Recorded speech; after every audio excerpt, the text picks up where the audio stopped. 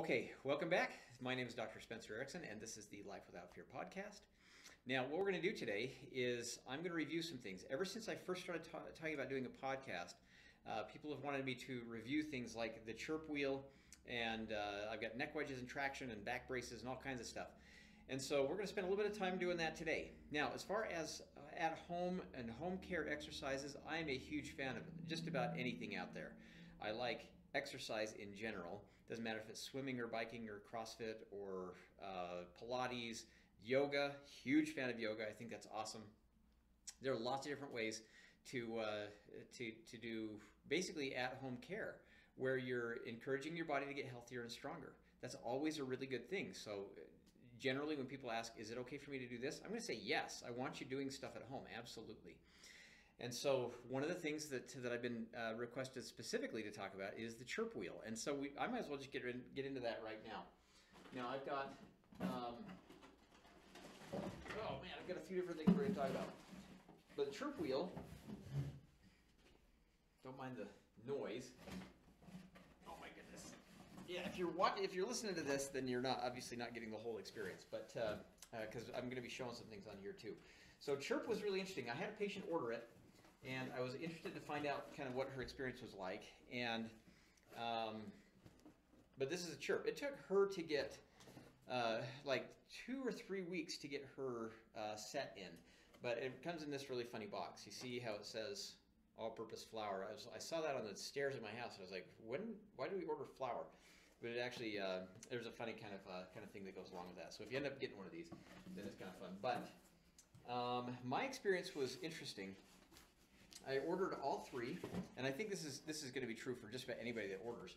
Just depends on what you want out of it. But so I got all 3 wheels. Again, I apologize for the noise.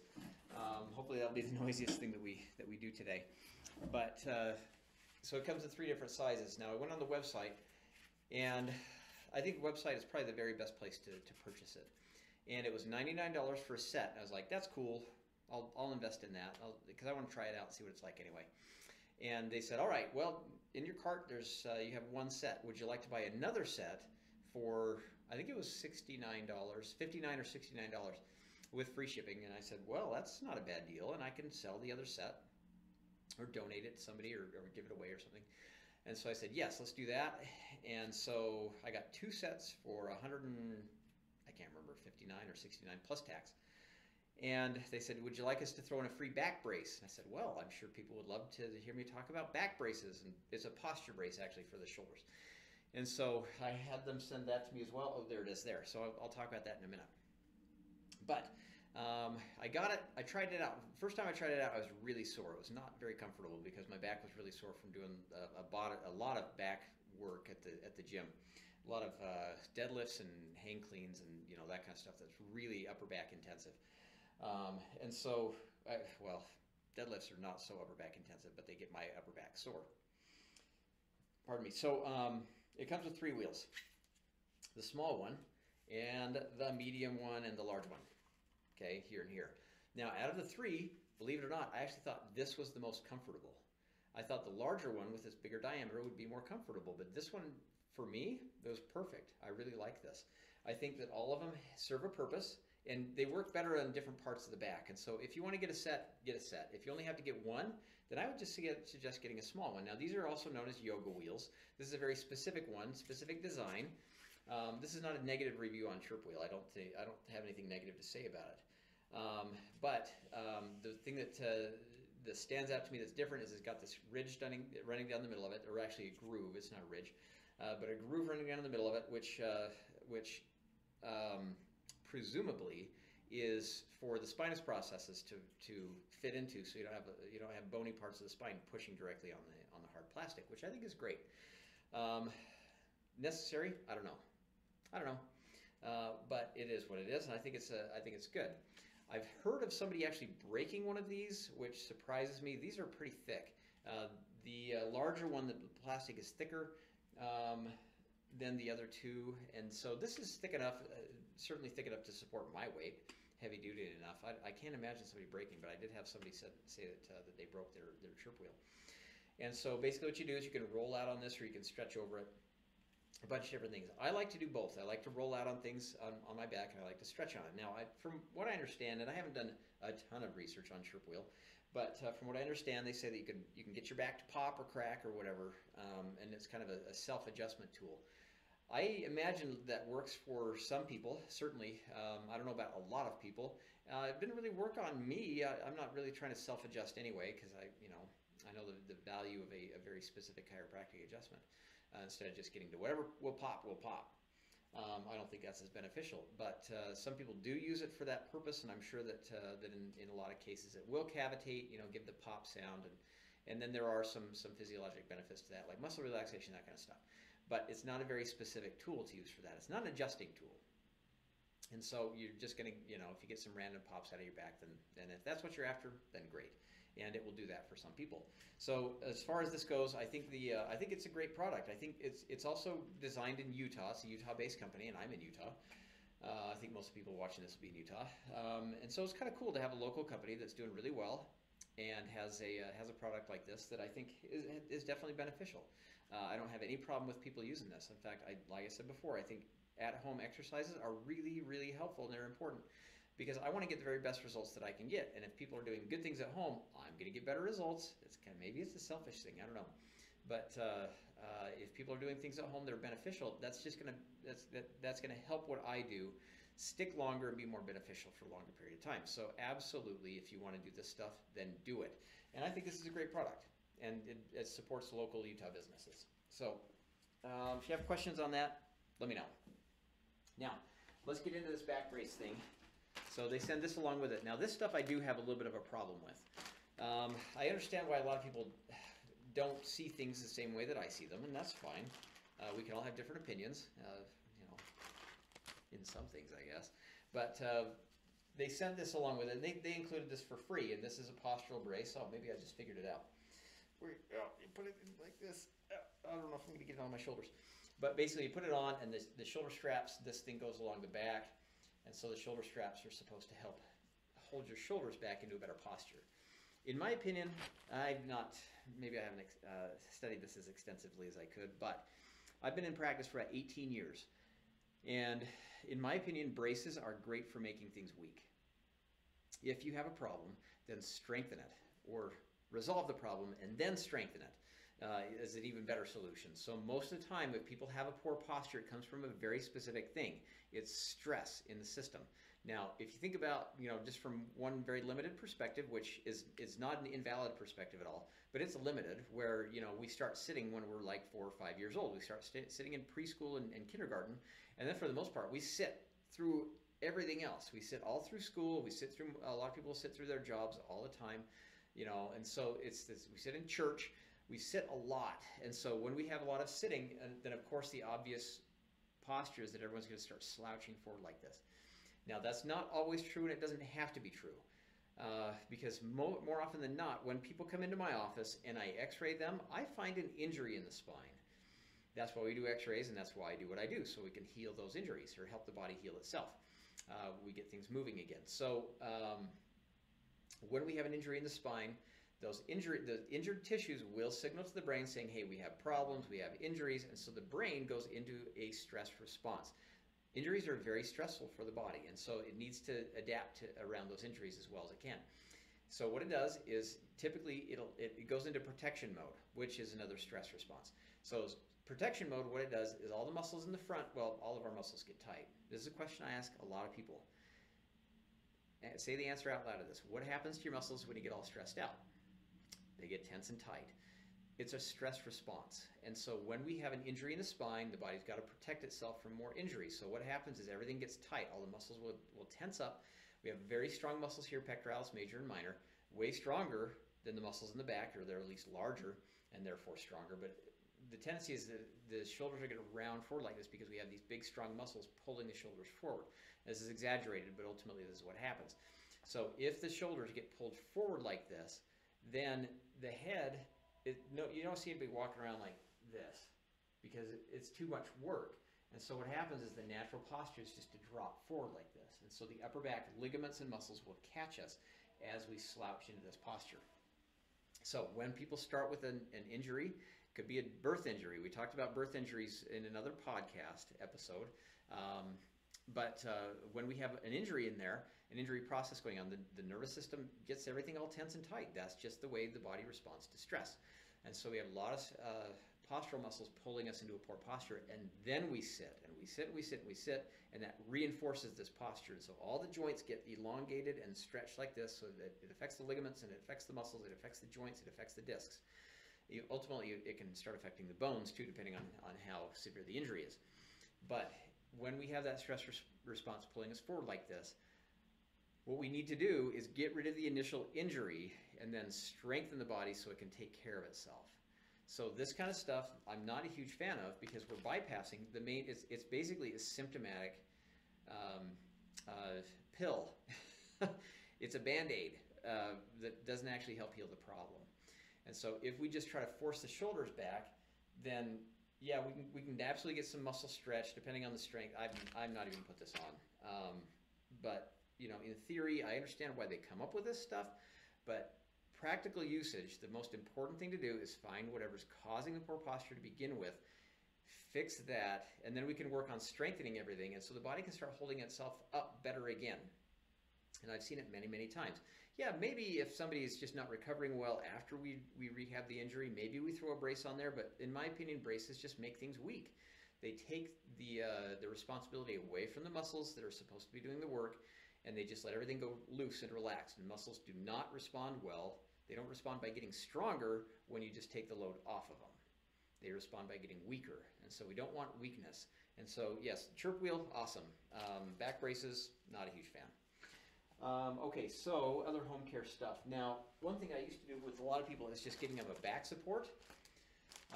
So this is one that I've had literally, I've probably had this for 8 years, 7 or 8 years at least. And I don't know the last time I gave out one of these.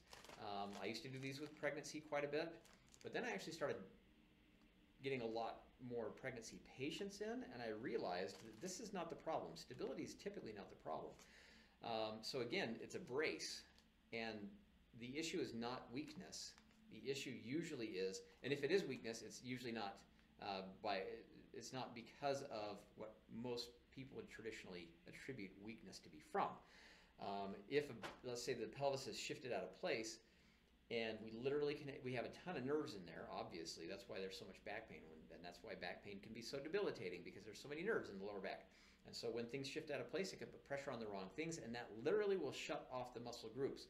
So they're not working as well, because the body's trying to preserve itself, and it's trying to avoid getting further injured. So when we get shifted out of place, the body feels injured, and it will literally just shut things down. Now, another common scenario is we have one hip that's really locked up, and the other hip is not. And so that one loose hip, the one not locked up hip, is doing all of this work, and this side's just locked. And so people come in and say, yeah, I've got tons of pain on my left hip. And then I push on it, I was like, oh my gosh, that right hip is so locked. Well, I'm hurting on the left. Well, maybe it's because that left hip is being overworked. It's just simply doing way more work than it's designed to do. And it's getting inflamed, and it's, you know, muscle tightness and pain and ligaments and, you know, all that stuff. The joint itself might actually be starting to get painful in the capsule. And so if we are overcompensating here, that may be where some of the pain is coming from. So if I brace that, then basically we have two hips that just aren't doing very much work at all, and then we're going to start developing different and more problems because of that. Whereas if we go in and we just start adjusting that locked up hip, then this hip just gets better because it doesn't have so much load up. We can adjust both hips, obviously. In pregnancy, I typically will adjust both sides. Adjust this side to move it more freely, and this side just to clear out a lot of the inflammation and stuff, and get great results with that. So I don't do back braces anymore. I haven't given out a back brace in at least 7 or 8 years. And I saw that in there, and I was like, oh, I wonder why I didn't know I still had that. It's actually moved to 3 different offices with me. Now, another cool thing is one of these. Now, the common and the gold standard that made everything really popular is something called the Theragun. Now, I don't have a Theragun. They run, boy, when I first got introduced to it, they were $500, and then they jumped up to $600 when they came out with the newest iteration of them. Now, I could have gotten one with a professional discount for significantly less. I elected not to at that time, and I kind of do kick myself a little bit. I think it's a really nice appliance. Now, the Theragun is basically a jigsaw. This is a Ryobi jigsaw, actually. Now, I don't condone you going out and doing this. This is an extremely powerful tool. This is an 18-volt jigsaw, and my goodness, not only does the noise, noise is off the charts loud, but it will give you a pummeling. Now, so this is not me telling you to go out and make your own massage gun, but I do see value in massage guns. Now, I had one that was based off of Milwaukee, 12-volt jigsaw, and like I said, this is an 18-volt jigsaw. The Theragun, from what I understand, it's either a 10 or 12 volt, and so you don't need something extremely powerful. This is extremely powerful. You don't need something that powerful to get a good massage in. And I think actually that I erred on the side of too much power for this. But I used this a lot in my shoulders because I tore a rotator cuff several years ago, and I had so much pain coming from the back of my shoulders that I was sure that even when I got stem cell injections, it just never felt healed. And so I went and talked to the doc that I hugely respect, that did my stem cell injections, Dr. Craig Chappell, and I think he's awesome. But I went in and we did an evaluation afterwards. He said, yeah, everything's healed up, but I was still having a lot of muscle pain. And I didn't realize it was muscle pain. I thought it was coming from the joint. And so finally I got the shoulder joint, not the joint, the chiropractic office place. That's different. But I got a massage from a massage therapist that I just hugely respect. But she is mean. She got in there and she dug out one of my muscles I had tons of knots in back here. And after that, I didn't have any pain for a week. And so I was like, oh, well, I need to do something about this more long term. So I was getting my shoulder adjusted. My shoulder does not adjust really well. And I tend to aggravate it by doing things like power cleans. Power cleans are really hard on my shoulders, but they're my favorite movement. And so I need to, I really like to do that stuff. And so I'm willing to put up with some pain and tight muscles to do what I love. And so I ended up getting this and that Milwaukee one that I had before that was also awesome. And every time I worked on that, it made my shoulders better. So I have very, very little shoulder pain anymore. And I attribute a lot of that to one of these things here. Like I said, don't make your own. There are plenty of them that are actually cheaper than making your own that come with all the right tips to go on there that'll do different muscle groups differently. And so they've tapped into the inexpensive portion of that market and been able to create a lot of good ones. So I think there are plenty out there that are commercially available that you should go with and not do a homemade version like I did. Now, so huge fan of those things. Now, along the lines of those, this is actually this is chiropractic gun. Now I have some people come in. Oh, I don't have my other clicker, my adjusting tool. But this is actually an adjusting tool, and this is I knew that I was going to forget the name of this thing. That was an Arthrostim. It says right on there, Arthrostim. So this is similar. It'll click at different rates. The base rate for this is 12 hertz or 12 times per second, which is the same frequency at which muscles communicate with the brain. And so a lot of chiropractors use these. So if you've been to different chiropractic offices and you've had this kind of stuff done on you before, I actually used this for stimulating acupressure points when I was doing allergy elimination. And so I think these are really great tools, really well made and pretty expensive, honestly, for what they are. But really, I've had this for over 10 years.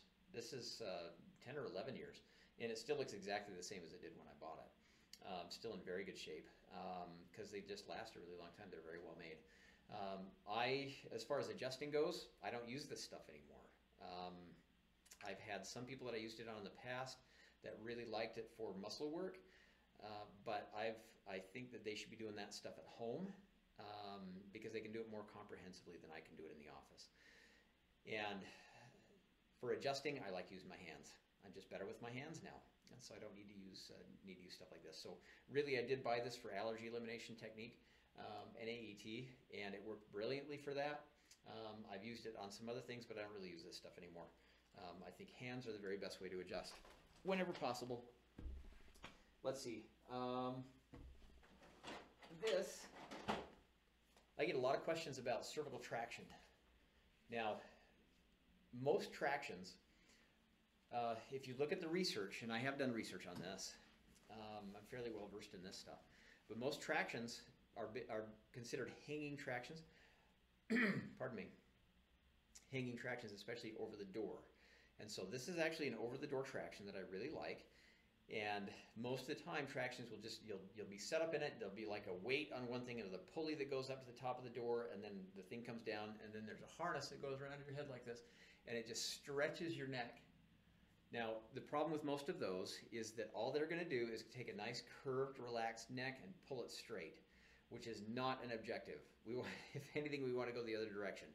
I don't think it's the most important thing in the world to have a curve in your neck, but we don't want to lose the curve if you have one. What we want to do, however, is we want to open up the disc spaces in necks that are super tight, and especially in necks that have degeneration inside the discs. If you don't know if you have degeneration in your discs, then get an x-ray. You can see it in 1 second if you have degeneration inside your discs.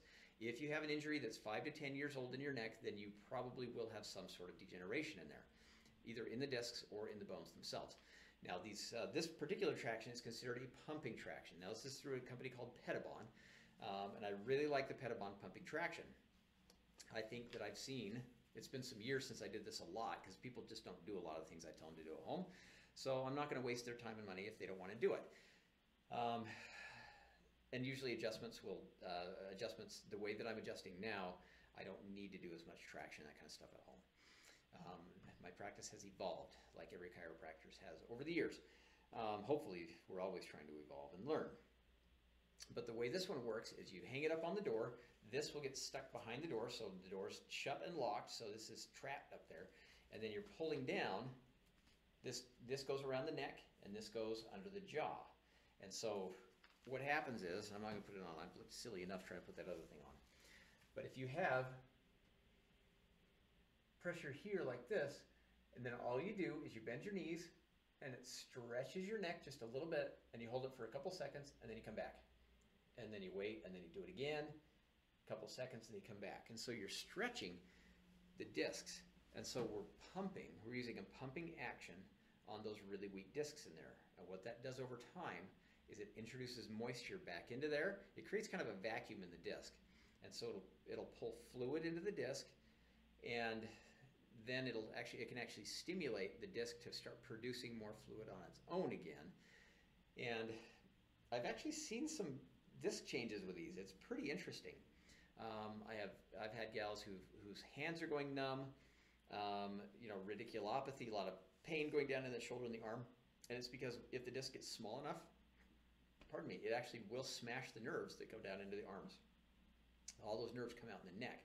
They go down through the shoulder and then into the arms. They've got to come from somewhere, and they all come from the neck. And so if we have a lot of entrapment of the nerves inside the neck, a lot of compression in there, then opening that space up will help that quite a lot. And so I'm a huge fan of this, but this has got to be done under the supervision of a chiropractor who knows what they're doing. You can't just buy it and do it at home. I think that's a very, very bad idea. It's going to make you very sore, and you're going to wonder what's going on, and then you're going to freak out and either go to an orthopedist or hopefully go to a chiropractor at that point. We have to start releasing tension in the joints before we start pulling open the discs. And so it's got to be used in conjunction with a really good chiropractic plan. Now, same thing with this. These are neck wedges. This is a Pettibon neck wedge. I love these. For a lot of people, I used to use them a lot when I was doing a lot of chiropractic biophysics or CBP. When curve correction was really high on my list of priorities, this is the wedge that I would go to. I've taken x-rays of myself on a lot of different wedges with my neck draped over the back, and to see if we're actually getting changes on them. Most of them, there's no change, but the way I had people do this, there was definitely a change. I think I may actually have a how-to video on my YouTube channel, how to do this from like years and years ago, almost 10 years ago. No, I don't think it's that long, 9 or 10 years ago. But anyway, I really like this for people who want to restore some sort of curve back in their neck. Now, some people are never going to get a curve back in their neck just because it's been there too long. That doesn't mean that it's not worth trying, or it's not worth stretching all the tissues to see if we can improve the function of the neck. But it all, again, stems from good specific chiropractic adjustments. If we're not getting things adjusted, then I remember I had one gal come in, and she did not want me to adjust her, but she wanted to do the at-home stuff. And I said, you got to give me at least an occasional adjustment. And she went home and she started doing all this stuff, traction and neck wedges, and she got so sore. She couldn't even tolerate it. It made the body so stressed out. And so it's got to be done with adjustments, because adjustments are really good at relieving that stress that can build up from trying to change things. The body's resistant to change, and so when we go in and just try to brace things and that kind of stuff, the body's not on board with it, you will get stiff and sore and the body's going to rebel. And so it's got to be, again, it's got to be done in conjunction with a chiropractor who knows what they're doing. Now, heel lifts. I have stacks. I've got stacks and stacks of heel lifts that I bought. I think I paid like $7 each for these things. They're very expensive. No, maybe it was like, it's just coming back to, I think it was $3 each, and I was selling them for $6 or $7. Because I had to get a lot of inventory, and that's hard to do as a chiropractor. Now, heel lifts that's a question that can only be solved really on x-ray. I don't do heel lifts anymore ever. Not because I hate them, but because they're inconvenient and people always forget which side they're using, which side it's supposed to go on. I've had people call me 2 years later saying, oh yeah, you remember when I got your heel lift, got a heel lift from you, what side was that supposed to be on? And then I had to go back and look at their x-rays, and obviously they'd been out, they hadn't been wearing it for probably a couple of years, and then their back started hurting, and so they're like, oh, I'll just do this, I'll put my heel lift back in. This is one of those things that's kind of important, because the body needs to sense where it is in space. Now, in space, basically, I just mean the space around itself, which means, you know, walking down the street, part of that space is the ground. Sitting, you know, part of that space is the chair. And so if somebody's standing there and their hips are out of level, one option that you can do is push that hip back up and try to level things out. Now, my philosophy on this has changed, because I used to do quite a few of these. If somebody came in, let's say with an 11 millimeter discrepancy from side to side, then I would probably put a 5 or 7 millimeter heel lift under them, probably a 5, because I didn't want to try to bridge too much, because the body's already adapted a lot.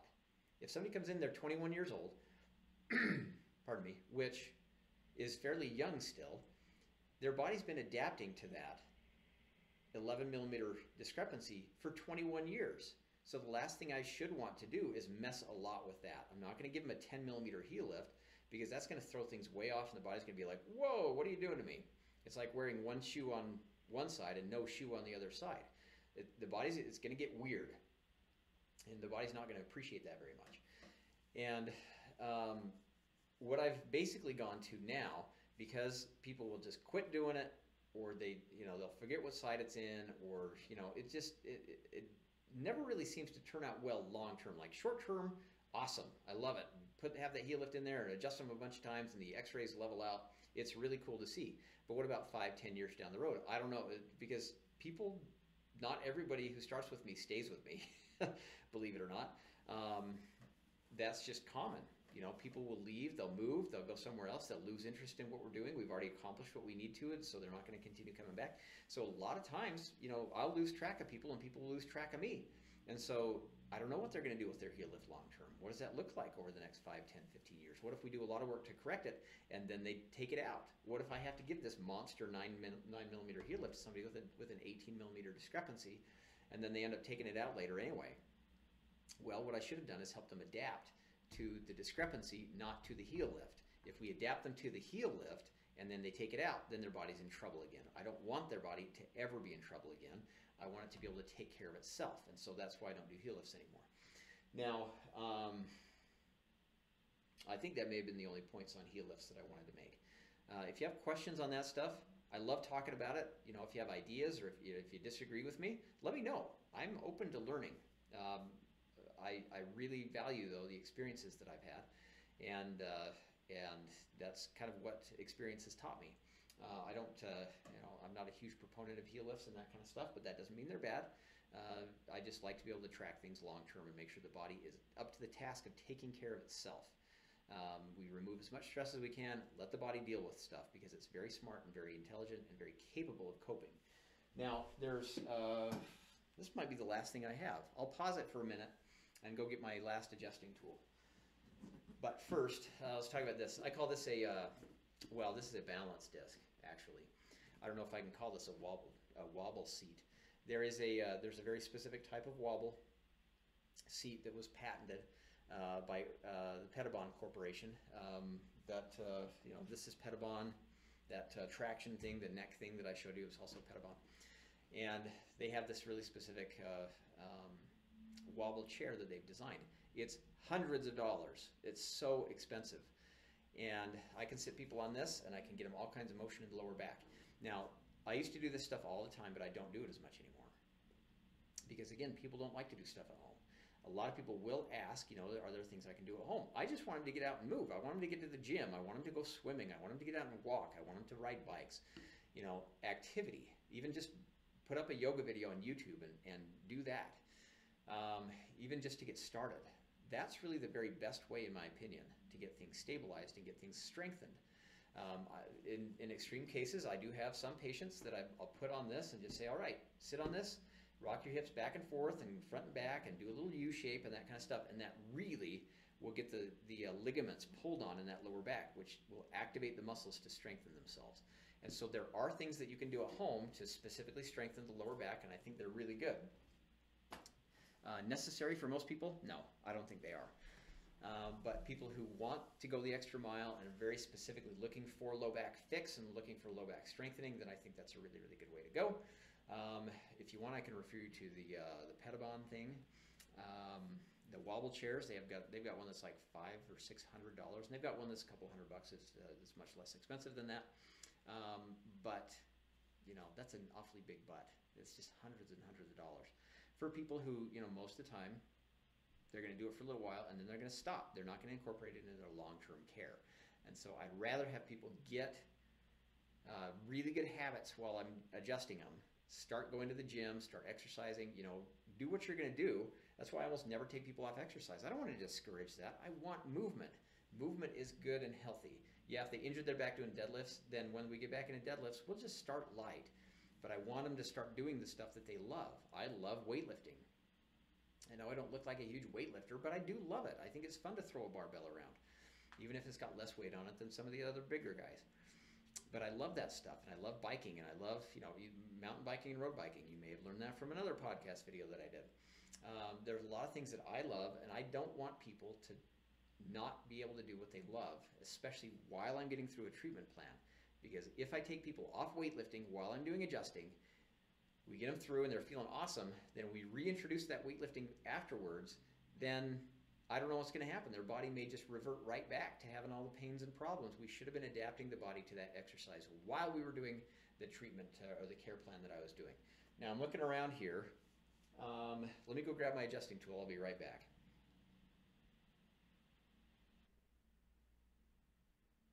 Okay, so I'm not sure if that paused or not, so I'll have to look in editing. This is an adjusting tool.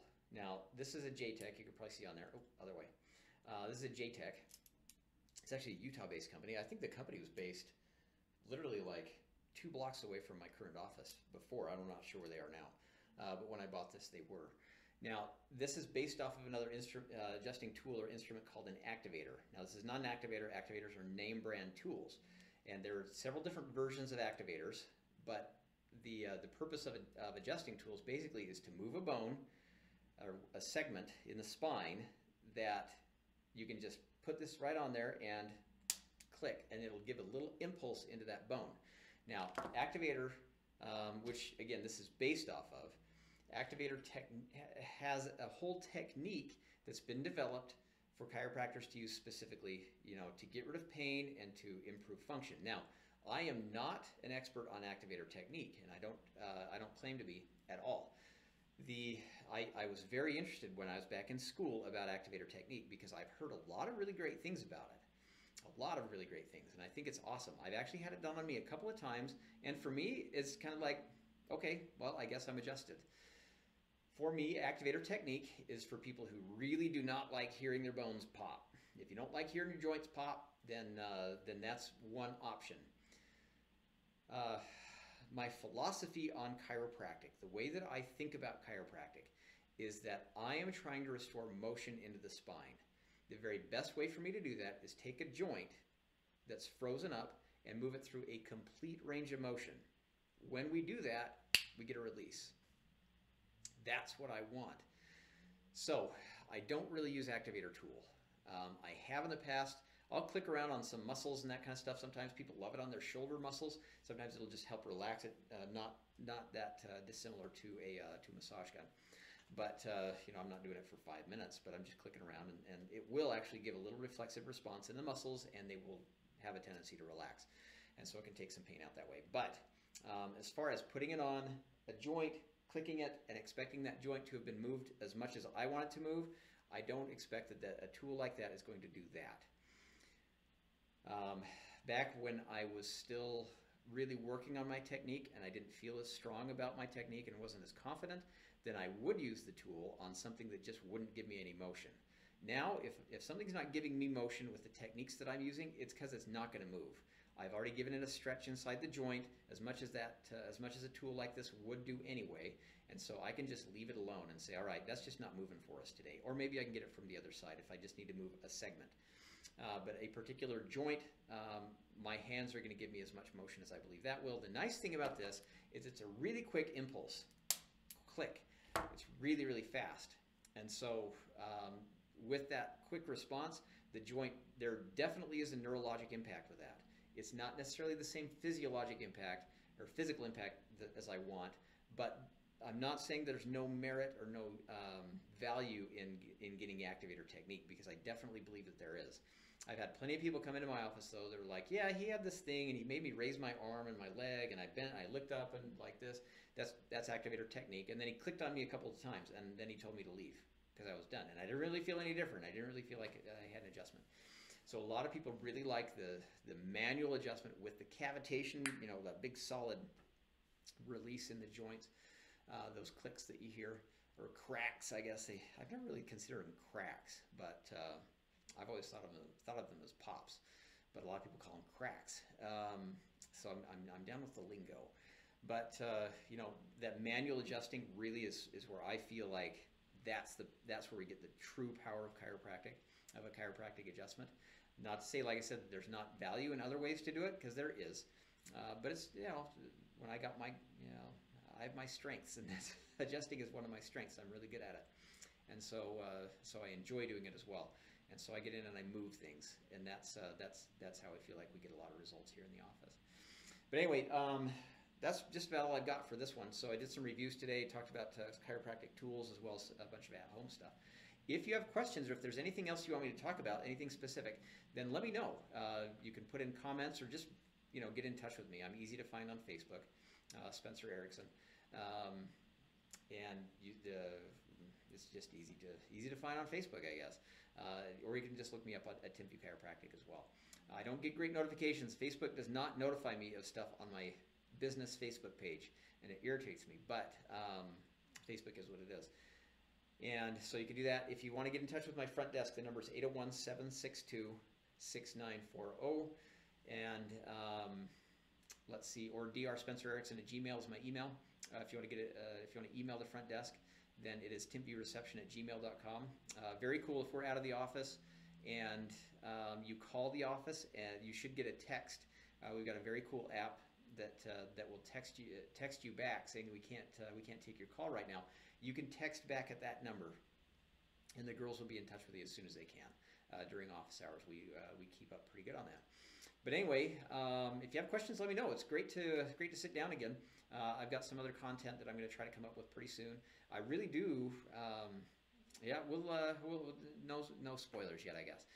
But there's some people that I want to sit down with as well and have some conversations about health and about different things like essential oils and mental health and strengths developing and that kind of stuff. So I guess there were some spoilers. Anyway, hope you have a great day. Thank you for watching or listening. I look forward to talking to you again soon. Have a great one.